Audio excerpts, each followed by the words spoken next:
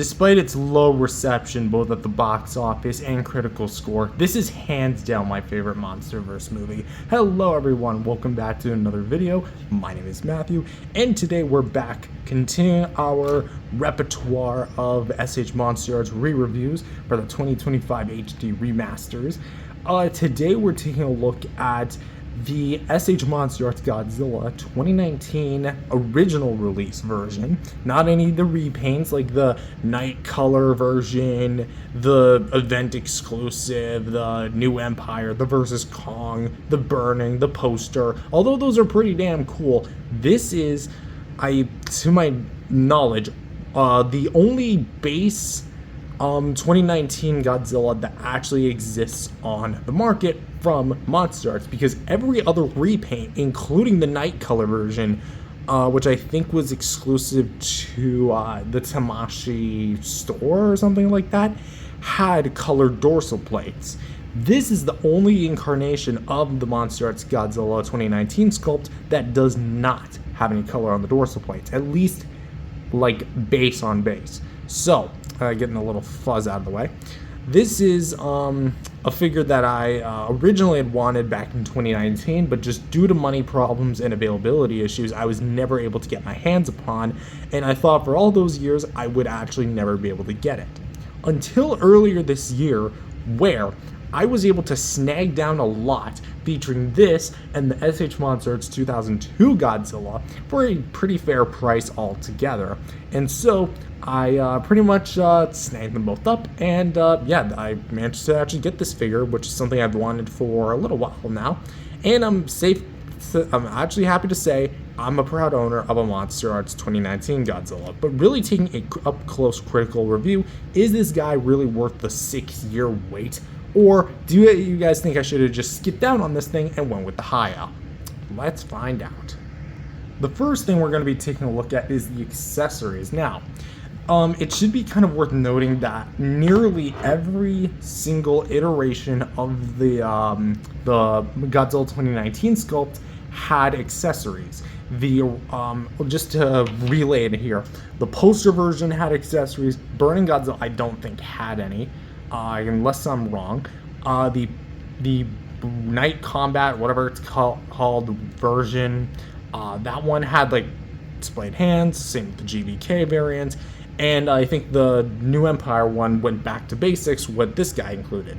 And I'm proud to say that mine also does come with those accessories, which, moving Mr. Godzilla to the side here, not to be confused with the one that's deceased on Tabagus, here is the well, actually, it comes with two accessories. So it comes with this alternate jaw piece, which has an atomic burst effect here at the side, and it's translucent blue, as you can see here. Basically, like this big energy wave of like blue atomic energy just pulsating right through the body. It looks very nice. As you can see, there's a bit of like a hole there, obviously, to where the beam would plug in. But of course you get all like the waviness. I do like the blue choice, in my personal opinion. I do like it a lot. But for the bottom jaw, it's very well detailed, but the paint is a bit iffy. Because the membranes, I feel like they did them near perfectly. This is how I would have done it. The only thing is that the membrane doesn't meet, like actually go down far enough to where the jaw meets the membrane. It should, relatively speaking, hit right about there, because when we apply it, it'll look awkward. And the teeth here, I get what they're trying to go for, because you can't really individually sculpt them, but I don't know. There's just something about the bottom teeth that just don't look as clean as they could. They do have a bit of like pink and red thrown in together, but I don't know. It's kind of clear that this just doesn't have the same quality as the main figure will have. But of course you also get like the nice little wavy details at the bottom, which perfectly segues into the actual atomic beam effect, which thank you MonsterArts for giving us one off the hop. No Spitfire edition needed, although that poster version is really mouth-wateringly cool. No one asked why I said mouth-watering. But here for the translucent plastic, it's the same plastic that's used on this, makes sense. and is actually borrowed from the sculpting of the Spitfire 2014 Godzilla, which is a figure I don't own and probably never will, but then again, I did say about this guy, so let's see. Hopefully that seller has a 2014 Spitfire to sell me. Come on, please. Anyway, so for the actual details, here's where you'd be inserting it in the mouth. And of course you get all like the wavy patterns, because keep in mind, because this is based on the 2014 sculpt, the 2014 beam compared to the 2019 beam was a lot more narrow and wasn't as, say, powerful. It was a lot less concentrated, and because of that, it looked a lot more plasma-like, like a fire breath. This, if it was colored orange, would look perfect as a standardized fire breath. But yeah, we get like all these intricate details, like with the waviness. Got like a little bit of like flares kind of like going upward. That's how you know like this beam means business. Just to get like one more look at the bottom side, and almost looks like water. This is actually the hole where you'd plug in a Tamashii arm. I don't have a Tamashii arm because my MonsterArts figures never came with any, not even Ghidorah, so there's that. But for the top here, we do actually have something I found out after my original review of this guy. Because the camera quality was so goddamn low, this actually ups the ante a bit, and you can clearly see that there's a spray here. A very neat spray. It's like a silverish blue. I like that. Brings out a bit of like more definition with the beam. So if you look at it like this, you can get like a bit of like variation. It looks so cool. It almost looks like an optical illusion. Like some parts you don't see it, there it is, and then now it's gone. It's there, it's gone, there, you get it. And of course, for the front part of it, it looks like a certain leaf for a certain substance that kind of gets you feeling a little funny, if you know what I mean. Literally, just if you were to take this and Photoshop it gray, green. I mean, gray. I don't know where I pulled out gray from. You'd understand. So that's the. I do apologize if there's a lot of fuzz and fur. I have cats, so it's kind of all over the place. So that is going to be the beam. So for the application, let's get Godzilla here. And you're going to see the bottom jaw here. It is actually on a ball joint, just spoilers for the articulation. But you're just going to lightly tug on it. You might have to go a little bit back and forth, but I wouldn't like force it. Now, thankfully, I've done it to the point where it does kind of like do it relatively problem-free. And Godzilla's going to look like this. Now, you're going to see the ball joint here. I personally like it angling it up a little like this. So you're going to want it straight, and you're going to see the peg hole right there. Now you're going to want to line everything up. Make sure the membranes are like within the socket. And you're going to want to press upward like that, and boom. Godzilla is firing the atomic burst. Now this is kind of what I was talking about, that the membrane doesn't like showcase it all the way. So unfortunately that is a bit of a problem with the paint. But what about the beam? Well, this is where it kind of gets a little complicated, because you might just say, oh, well, peg it in. It looks great, right? Yes, in theory, and in terms of like on paper execution. So let's do that. So there you go. The beam is in the mouth. And basically what you're supposed to do is you're supposed to take the figure, rear it back, make sure to align everything. So that includes like neck segments, arm segments, chest segments and such. And you're supposed to, let's actually like get this, oh, there we go. It's kind of working. So sorry if that cut off as far as the camera is concerned, but essentially let's try and like go a little bit back. Let's try to rear this guy up again. There we go. So effectively, you're supposed to make it look like he's doing the call to arms scene from the King of the Monsters movie, or that one scene on the movie poster. You know what I mean? Like he looks up, he shoots the beam, which it would end up becoming like a common trait throughout the MonsterVerse film, because he did it in this movie, he did it in Versus Kong on the aircraft carrier, and he did it in the New Empire when he cleared out the storm. So that said, this is a pretty iconic scene. However, I don't recommend this for long periods of time. Here's what I mean. This beam is made of a very soft plastic. Well, not horribly soft, because it is actually pretty pointy, and it's rigid enough. It's not like a cheap, stupendous plastic, but it is decently flexible. So if you keep it in the mouth for certain periods of time, I mean, you can kind of see it here. I don't know if it's like that. It's supposed to be like that or not. But you can see that there's a mild curvature in the beam. Like that. Yeah, so that's a bit of a problem. Another thing is that if you want him just shooting the beam like this, on paper, this sounds like a great idea.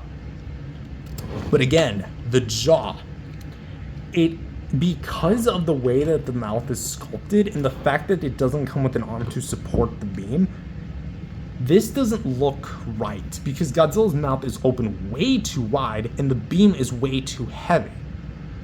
So the jaw is like, effectively, he looks like a cobra or an alligator snapping turtle. Any sort of living animal that would be a reptile or a lizard opening their mouth like this wide. Godzilla don't do that. But yes, I think that, in all honesty, I think MonsterArts had some good intentions with their beam effect engineering here, but it's kind of clear that this beam was not designed, well, with this in mind. And I feel like they could have, like, given it a stand. If they had a stand, basically almost all my problems with this beam would basically be negated. But the fact that it has a peg hole and it doesn't come with one, come on. Even the NECA beam was at least more rigid than this. Because it's clear that, yeah, see? So unless you have something absolutely like prying it up, you're not going to be able to actually get it to stay up. So overall, for the beam and the beam burst effect, I think, let's actually try and get the beam back in the mouth. There we go. I think that the beam itself is done very well.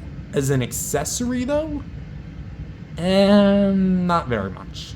I think the jaw piece is a great concept, but not very good in execution. It just needed a tighter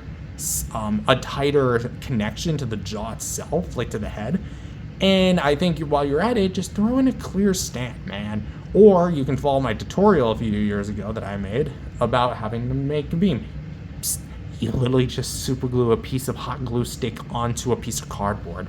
Anyways, for the actual beam, I'm gonna say 7 out of 10 for overall.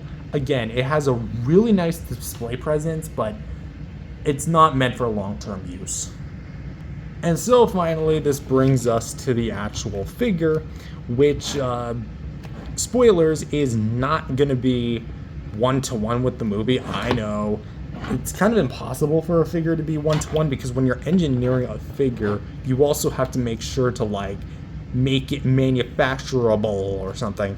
Because, especially with a complex design like Godzilla, very detailed, yeah, it's gonna be a little bit rough. But as for this, basically what they did is they had, I believe the story was they had access to the model and the files for the film, and Yuji Sakai did some like extra design work to make it like almost his own, and eventually gave birth to this design, which for the head, I will say that the head here looks pretty good. Like, as far as the details concerned, you really get a sense for like all the different sculpted details. It looks very nice, very awesome. I do like the paint inside the mouth here, which, like, let's talk about the inside of the mouth. It's very red. The membranes are done very well, has like a dark maroon color. The upwards inside the mouth, like on the upwards of the jaw, almost look like blood red. The tongue too looks very darkened. And I like the gum paint underneath. Almost looks like an actual throat hole, minus that big ball peg. The teeth, they're a little hit and S. The top row could be a little bit better because it is fundamentally just one strip of white paint.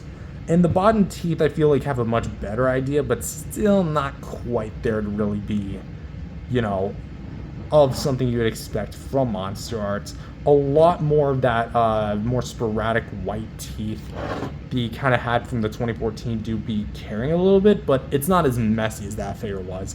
But for the actual detail here, again, you get a lot of the nice segmenting detail here, like all the ridges and everything. Let's try and get a nice little, there you go.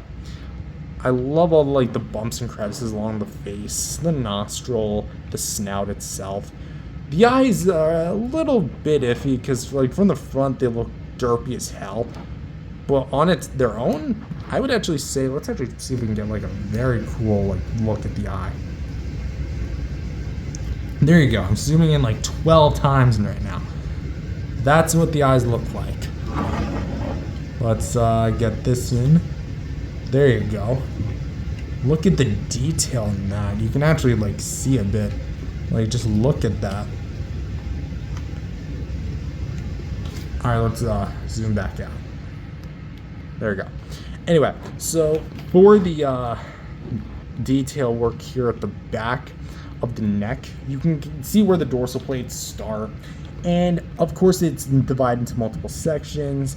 The ridges here, like the 3 ridges at the back of the neck, look really nice. The gills as well. Moving Godzilla's head upward, you can see a lot of that intricate little detail. Looks very nice. I will say that there's a bit of a color difference here, because like the neck looks a lot more brownish in comparison to the rest of the head here. So that does look like, it almost looks like 3 color tones. You have like black, a little bit of an olive, and then you have a brown. So I don't know if this is like a snowman Godzilla with different types of snow here. I don't know, I'm just using my imagination. Can't you tell? But I do like the detail work we are working with here. Nice. Nicely done. Very elongated too. For the actual chest here, I do like the multi-pack of chest here. You can tell Godzilla's been working out. Very well detailed, very well dry brushed. I like it a lot. See, the arm here looks very well detailed. As well as like all the little bumps and crevices within the detailed sculpt. For the claws here, they look really nice too.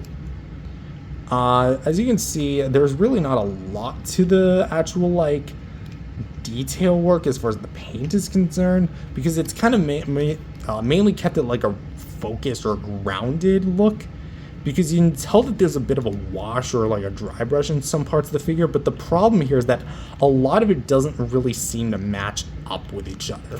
The chest here actually does have a bit of like a dry brush of the brown here, and that looks all right. Just one more look at the claw here, kind of see what I'm talking about. There's a bit of a wash there, not too badly.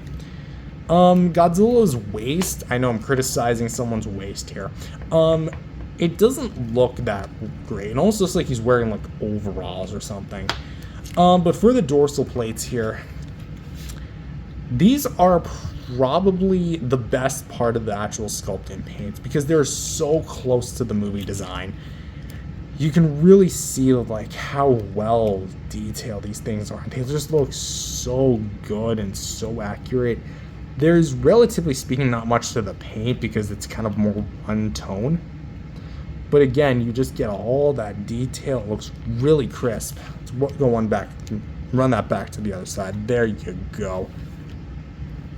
All right, so there you go. For the thigh here, we have a lot to talk about here.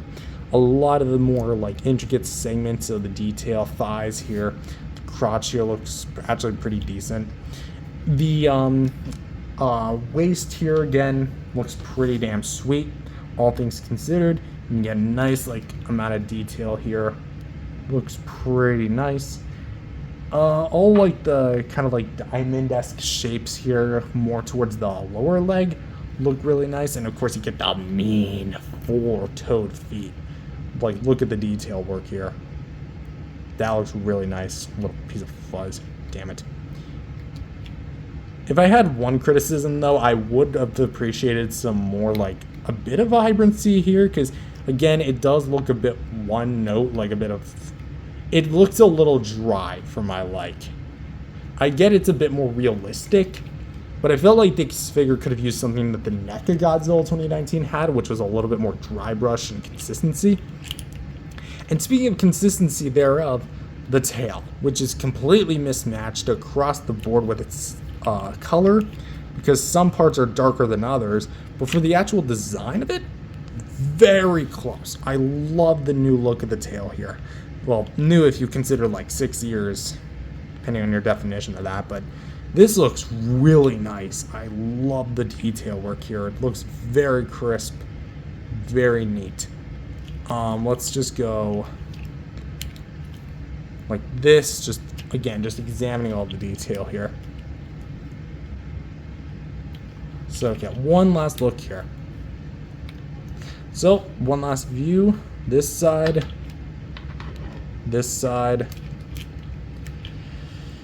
from above, from below, from the back, and from this side. So for the overall sculpt and paint, I think that the actual like sculpt is pretty sweet. Is it 100% accurate? No. Relatively speaking, I don't think any figure from MonsterArts or Haya or NECA truly are like one-to-one with their movie counterparts. But I dig the design here. It's very close to what we see in the film. The only criticisms I really do have are going to be part of the paint. I think the mouth paint is pretty much flawless. But the teeth paint, the dry brushing, I feel like could have used a bit of work. And honestly, I do think that kind of doctors a bit of points off, because compared to other MonsterArts figures, I think that this guy could have used at least some more. So I'm going to say 8 out of 10 for the sculpt and paint. Pretty good sculpt, not a little iffy on the paint. And finally, we get to the juicy part, which is articulation. So for the mouth, we have a articulated tongue, which can actually raise a little bit up, but mainly it goes like side to side. I'm not going to try and push it too hard because I don't want to pop this thing out again, because I nearly lost the tongue. So let's kind of press that back down into place and kind of get that centered, because my autism is going to fight me if I don't. Anyway, so for the jaw, we can go open, close, go a little bit left and right. It is on a ball joint, so there's that. For the head, we can go up, down, and left and right, and can swivel a bit too. This nape area of the neck does look pretty good. Can go a little left, little right, and can go all the way around, just like that. And of course, for the actual like this part, it can move a little bit, but like, trust me, it's nothing like anything that's going to give this figure so much range. But the neck, the head within itself is going to be what gives the figure a lot of expression here. So you can really go all the way around. What's important to note is that this little segment is a free floating piece. So if you want to look up, it's going to take a little bit of like readjustment to kind of like cover the gaps in. So if you do it like that, there you go. It looks not seamless, but it looks gapless. For the shoulders, there's really not much to the shoulders. You can kind of rotate them a little bit, in and out a little bit, forward and back, not too much.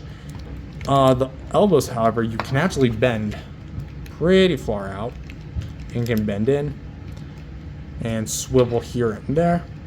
Swivel hinge here at the wrist, so you can go a little bit side to side depending on how you have it angled, forward and back like that. You twist it the right way, you can also get some like side to side. For the waist here, you get a little bit of like a crunch here at the kind of like chest region, and then a ball joint here at the little like waist cut here. And actually, funny enough, I fixed this. When I first got it, it was warped. I don't know if like the original owner of this guy actually like had it warped or anything, or it came like that, but I actually took some boiling water. I basically removed this, and removed that other leg, and did in boiling water, and it worked. So you actually do get a like the return to form of like actual movement with this thing, which is actually pretty damn solid. For the legs here, we can go backwards about Actually, no, we can do almost practically a full 360. I'm impressed. So yeah, full 360, go out to the side just to demonstrate on both legs. It can get caught thanks to the way that it is sculpted. I don't know how much of that showed. It can get in the way of it a little bit, but there is that. Bend at the knee, rotation at the knee, double hinge, calf joint and a ankle joint, so you can go a little bit back and forth. And I was about to say, like, this part's now a little bit warped, but it's nothing like too detrimental to the figure, because now like the bottom can actually like slide into the body a little bit, so there is a bit of a bonus. And of course we have all these ball jointed segments which can go up, down, left, and right, and all that jazz, so it's all nice. So for the articulation, I think that realistically speaking, I don't have any like outright complaints. I guess more minor nitpicks, like the shoulders could have been freed up a little bit more. And I think personally what's the purpose of this big nape joint, because it really doesn't do anything. But aside from those, this figure really rocks in the articulation department. I'm going to give it a 9 for that. So for some size references, let's actually kind of like angle this guy. Rear him up a little bit. There you go, just to give him a bit of a chance here against his competition. Here he is compared to some other legendary Godzillas with the MonsterArts 2021 figure, which is a bit retooled in the articulation department, but pretty much the same bare bones sculpt minus the arms. And the closest thing I have to a MonsterArts 2014 Godzilla, the Toys 2014 Godzilla, which I know that they're reissuing the 2014 Godzilla in like this movie graphics plus line or whatever. Basically, they strip down all the accessories and package a crappy little postcard of the movie poster, which is something that they did with like the 1993 Orai Noroshi Godzilla figure they released a few years back. But like, I don't know. I want that figure specifically just to go with these two, because, you know, I own 2019, 2021. Why not just complete the legendary set? But of course, it's kind of crazy to think that this guy is so close, like in terms of quality, even beats them out in terms of aspects like paint. And for some other size comparisons, here he is compared to the Playmates Godzilla with Radio Tower from Godzilla vs. Kong, and another Godzilla vs. Kong figure, the Toys 2021 Heat Ray Godzilla, which I definitely think when it comes to like the overall size, quality, and just overall worthiness of the figure, I think that the Toys definitely beats out the MonsterArts severely. But when it comes to the actual beam effect, I will personally say MonsterArts does have the better beam effect. And lastly, here he is. Well, not lastly, we have one more after this, for the MonsterVerse Godzillas at least. For this one, we have the mechagodzillas with the Mechagodzilla 2014 of Tabia's fame, and the Godzilla 2019 NECA V1, which, if I'm going to do an update comparison, honestly, no. I feel like this review is already enough. Because, like, here's the thing. I'm doing this again because the last one was just really low quality on that old phone of mine, so that's why I'm doing it again.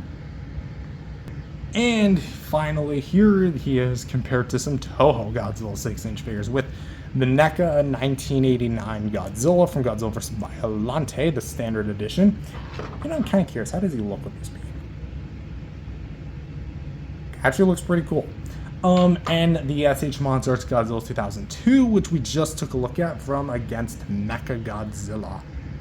And so overall for the S.H. MonsterArts Godzilla 2019, what do I think of this guy? He's killer. Honestly, he's killer.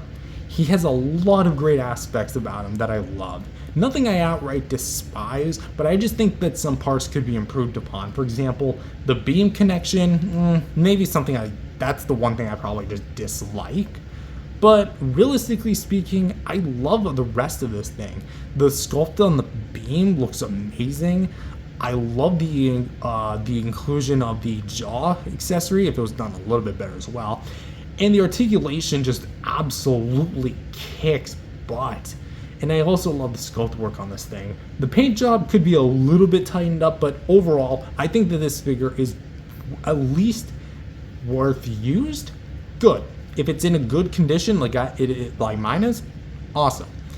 That said, would I recommend this in 2025 when we have the the Haya on the pretty much not on the way, but out there in the wild, your mileage will vary. If you're a MonsterArts, one that is seeking MonsterArts figures, this isn't a bad way to go. But in like 2025, with how rare this thing is becoming, along with all the rest of its brethren, I feel like you're just better off with the new Empire Godzilla, because that basically comes with everything this guy does, and actually comes with an extra set of hands, although the QC of that one definitely probably would leave a little bit to be desired. I don't know it. But I would say $140 bare maximum in the box. If you can find one for that cheap, go ahead. Anyways, that's all I have for this video. I'm going to rate this guy a final score of 8.5 out of 10. Thank you guys for watching, and I'll see you guys next time. Peace out, everyone.